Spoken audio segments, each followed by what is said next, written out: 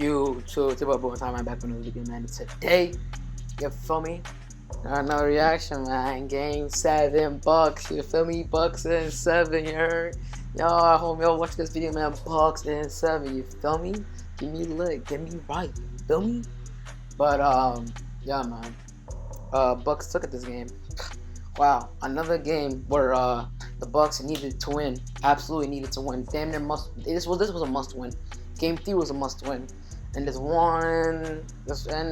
what? The most points in the team. Y'all can look at the box scores. If y'all didn't look at the box scores, if y'all haven't checked already, you can pause and look at the box score real quick. But if y'all didn't know, it was a Chris Middleton 138 on 15 efficiency. But I mean, I'm not gonna talk about that. We're gonna say Giannis. Giannis carried the Bucks, and Giannis needs help. That's the nice narrative to go with, though. Regardless, I'm not even on that Giannis slander right now, bro. I actually want the Bucks to win. And as much as I slander Giannis, I actually want the Bucks to win. Like, if the Bucks win the championship, Giannis is still not gonna have skill. Like, man, nothing he does is still gonna have skill, but you feel me? But Giannis still, you know what I'm saying? At least the Nets not winning. At least Harden's not getting a chip. And now, honestly, if Harden got a chip in Houston, bro, I'd be happy as shit. But he wants to go run to KD and Kyrie and try to form a super team and try to, take over and shit. Like, I'm not with that, bro. I'm not with that. You feel me? So, and Houston did everything for that nigga. They traded their only good center, Capella, who, by the way, is one game away from like Eastern Conference Finals. One game away from that. In his first year in Atlanta?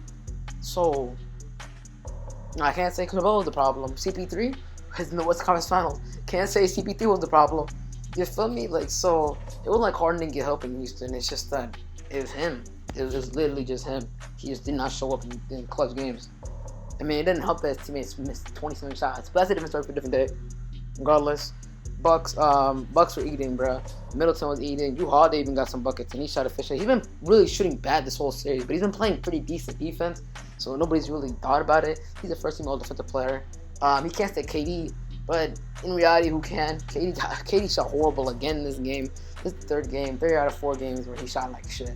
It's just we haven't said much because, and as much as last game was a legacy game for KD to show that he can still carry a team and win a game. And I still believe, regardless whether he wins a series or not, he's still gonna be, unless Kyrie comes back. If Kyrie comes back healthy, and that Harden was like a 60% Harden. First game was about 20%. Second game is about 60%. This game 7, he'll be about 80. He'll be about 80 to 90%. I think he'll be good. And then so if Kyrie comes back and they still lose to the Bucks, that's on KD. That's not good. And he gets outplayed again. He shoots horrible again in Game 7. You're gonna have to reevaluate. I'm not saying you have to reevaluate. You play KD all the time, or even in the NBA, but you gotta update your resume weekly. So you know what I'm saying? You gotta show out all the time. You feel me? But yeah, Bucks going crazy right now. Hopefully Giannis, you know what I'm saying? My nigga Ice Tray finna go crazy tomorrow. Yes, sir. So yeah. You feel me?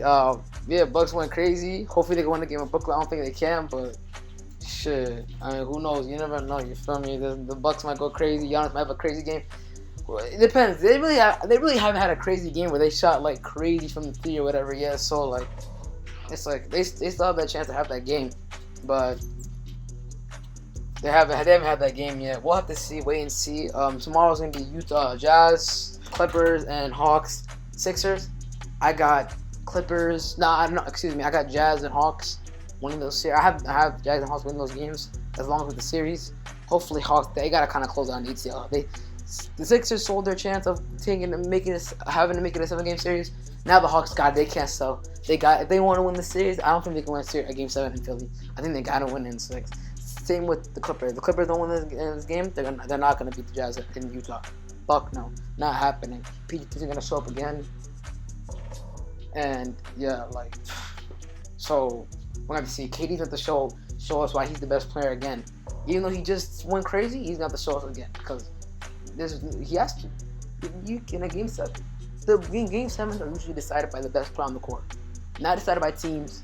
Not decided by most time. Series are decided by teams. A one game win it all is decided by the best player on the court. That's what's the fight about. And in Game 7, you give me LeBron, you Golden State versus Cleveland. In the Game 7, you could say Cleveland can win that game type shit. Because the best player, because the Warriors were the better team in 2016. But who's the best player on the court by far? LeBron James. If you get what I'm saying? You get what I'm saying? You feel me? So, and even last year, it was nuts. I think Nuggets versus Jazz. They went to a Game 7. But the Nuggets came out on top. Because you know who the best player on the court was? Nikola Jokic. You get the trend? Most Game 7s are usually decided by the best player on the court, not the best team. Not the best overall team. The reason why I think because the Hawks, if they go Game 7, it's done because the best player on the court is gonna have to show up, and Joel Embiid is mostly gonna show up. This is respectfully. Joel Embiid is better than Trae Young. Respectfully though, you can't compare the two. Like Trae Young gets more assists, Joel Embiid gets more rebounds, and they both score about the same amount of points. So you can't compare the two. But when we talk about better players, like defense outcome for all that, considering all that, Joel Embiid is the best player on the court for the Sixers and Hawks. He doesn't play like it every series, but you know what I'm saying? The Hawks are just low-key. The Hawks not the better team, but the more like well-oiled. Like they're more just like together. If that makes more sense. It's like Ben Simmons, he has his own problems, and Tobias has his own problems, and Embiid has his own problems. Like it doesn't seem like they're united. If that makes sense when they play on the court, like they're not really. You feel me? So yeah, Brooklyn. Milwaukee, I mean, banged up Brooklyn right now. If they play the way it is, no Kyrie, Milwaukee's the better team. Easily, Milwaukee's the better team. So, but guess who's the best player on the court? Kevin Durant. So Kevin Durant's gonna stress why he's the best player on the court, best player in the series, best player in the fucking NBA. And yeah, man. But that's about it. Tomorrow I got Hawks winning in 6, and I got Jazz forcing it to 7 games. But would it be nice to have 3 Game 7s? It would be nice. You feel me? Hopefully CP3 can come back because, you know, I need my nigga CP3 to come back from fucking COVID protocol so we can play game 1. You feel me? I need the Suns. You know, I need my nigga CP3 to get to a fucking finals, bro. I'll be so fucking happy if my nigga CP3 can make it to a finals, bro. Wow, I'll be so damn happy, bro. And it's just like everything that goes wrong in the playoffs for that guy just goes wrong. Anything that can go wrong goes wrong. It sucks, bro. But that's about to wrap it up for the video, man. Shout out to the Bucks. Blew these niggas out. They did what they had to do. One of the best home teams, if not the best home team in the NBA. They took care of their business.